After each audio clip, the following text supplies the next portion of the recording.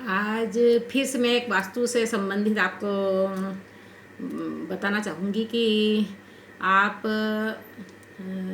के घर में कौन सा कमरा कहाँ पर हो और क्या क्या उसके लाभ हैं और कक्षों को कमरे किधर किधर होना चाहिए, ये आपको बताने का प्रयास कर रही हूँ।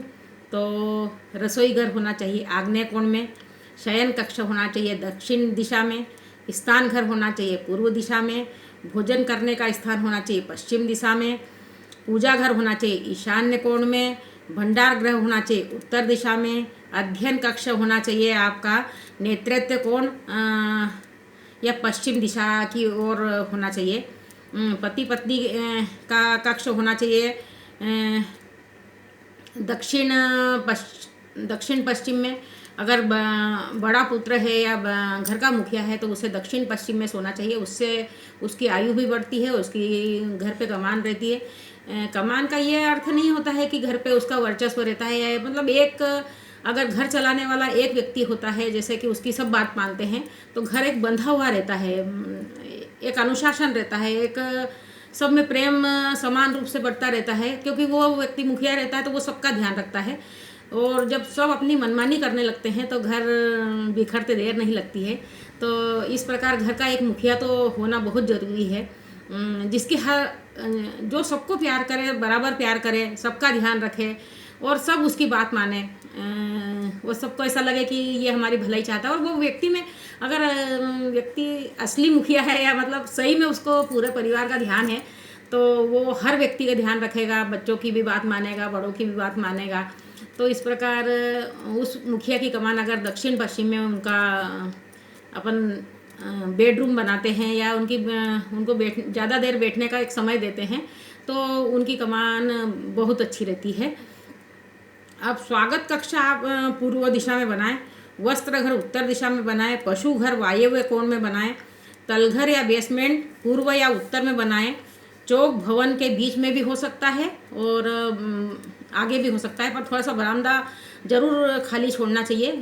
पूरे घर को वैसा कंजस्टेड नहीं कर लेना चाहिए क्योंकि उसमें से हवा का आवागमन बहुत कम हो जाता है, न तो सूर्य की रोशनी आती है। मतलब आजकल लोग बिल्कुल पैक घर बना लेते हैं, तो मेरा तो यही कहना है कि थोड़ा खुला खुला घर बनाइए और उसमें बरामदा अवश्य रखें, सूर्य की रोशनी आए ऐसा रोशनदान अवश्य रखें, तो उससे भी बहुत अच्छी स्वस्थता रहती है, व्यक्ति खुश रहता है।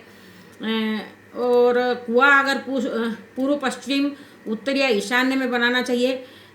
शौचालय नेतृत्व कोण में हो तो बहुत अच्छा फल देता है। वस्तुओं का भंडार दक्षिण दिशा में करें, जो स्थायी वस्तुएं रखना हो, मतलब जिसको अपना ज़्यादा खर्च नहीं करना चाहते वो अगर दक्षिण दिशा में होगा तो उसका खर्च कम हो जाएगा।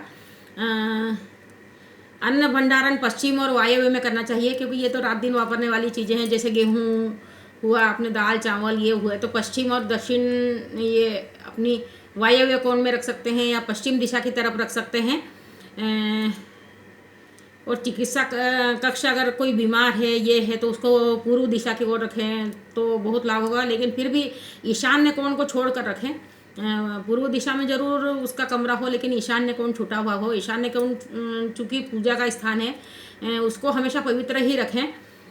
और कोषागार यानी धन रखने का स्थान हमेशा उत्तर दिशा की ओर रखें। जब भी अपन कुछ ऐसा खोलें तो अपना अलमारी दक्षिण उत्तर की ओर खुलना चाहिए, उस पर बार बार लक्ष्मी जी की दृष्टि पड़े। ऐसा कोई चित्र भी लगा सकते हो कि जब अपन अलमारी खोलते हैं जितनी बार भी खोले तो उसके सामने लक्ष्मी जी का चित्र हो, तो आप जितनी बार खोलोगे वो लक्ष्मी जी की दृष्टि उस पर पड़ेगी, तो लक्ष्मी जी उसमें हमेशा निवास करेगी।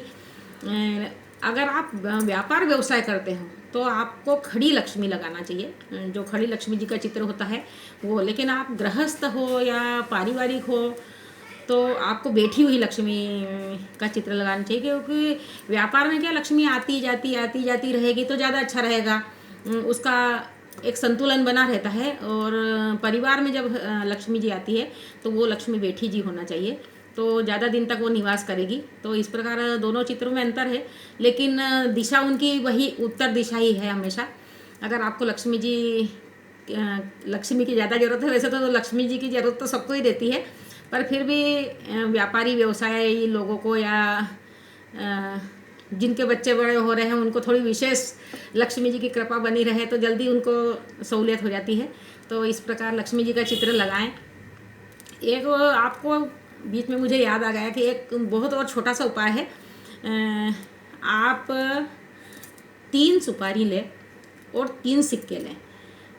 1-1 रुपये के ले, 2 रुपये 5 रुपये के, जैसे आपकी उतनी उपलब्ध हो उस प्रकार के सिक्के रखें। तो 3 सिक्के, ये 1, 2 और 3 ऐसे प्रकार के रखें। उनके ऊपर सुपारी रखें। सुपारी पर आप पूरा नाड़ा लपेट दें। पहले सुपारी के ऊपर पूरा नाड़ा लपेट दें और उन सुपारियों को इसके ऊपर रखें। और यह प्रयोग आप बुधवार के दिन करें। बुधवार के दिन आपको तीनों सुपारियों की पूजा करना है। ऐसा आप 5 बुधवार के दिन तक करते रहें उन सुपारियों की पूजा। हो सके तो एक आसना बुधवार के दिन कर सकते हैं उसके साथ में, या थोड़ा सा बुधवार गणेश जी को लड्डू चढ़ा सकते हैं, मोदक का भोग लगा सकते हैं सिंदूर से। और सिंदूर से तो इनकी पूजा करना ही है। सब कंकु अक्षत चावल तो पर सिंदूर विशेष रूप से इनको चढ़ाएं। और उसके बाद में आप थोड़े से पताशे का भोग लगाएं, पाव भर 100 ग्राम जैसा आपकी इच्छा हो, और उसको प्रसाद के रूप में उन पताशों को बांट दें। फिर आप जब आपके 5 बुधवार पूरे हो जाएं तो इन सुपारियों को उठाकर आप अपनी अलमारी में रख दें, जहाँ पर पैसे रखते हैं या धन रखते हैं या सोना चांदी रखते हैं, जो भी हो आपका, उस प्रकार वहाँ पर 3 सुपारियों को रख दें। और पर इन 3 सिक्कों को एक साथ एक कपड़े में बांध लें। लाल कपड़ा हो तो ज़्यादा अच्छा है, नहीं हो तो हरा भी ले सकते हो। 2 कलर के कपड़ों में इसका प्रयोग किया जाता है, या तो लाल कपड़ा या हरा कपड़ा। उन सिक्कों को बिल्कुल अच्छी कस के पोटली बांध दें, छोटी सी पोटली हो जाएगी। और जब भी आप बाहर जाएं तो इस पोटली को आप अपने जेब में साथ में लेकर जाएं। और जब घर आएँ तो जहां आप पैसे रखते हो वहां पर इस पोटली को रख देना है। तो ऐसी मान्यता है कि आपके पैसों में बढ़ोतरी होगी।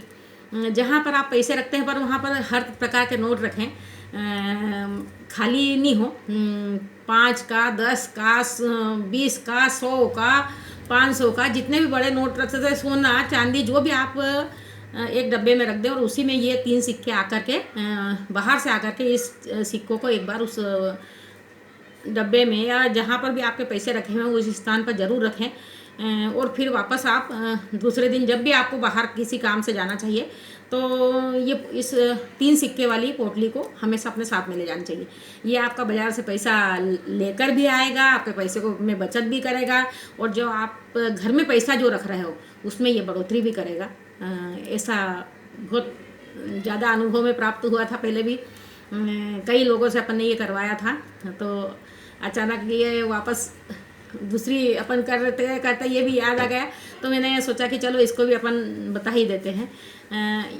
बहुत मतलब इसको माना हुआ प्रयोग है और अधिकांश लोगों ने इसको किया है। मतलब ये समझ लो कि हर व्यक्ति से इस चीज़ को तो करवाया था, क्योंकि हर व्यक्ति को बचत होना ही चाहिए, पैसे आना ही चाहिए। तो ये प्रयोग भी बहुत अच्छा है, आप ज़रूर करके देखिए और इसका लाभ उठाइए। जय श्री कृष्ण।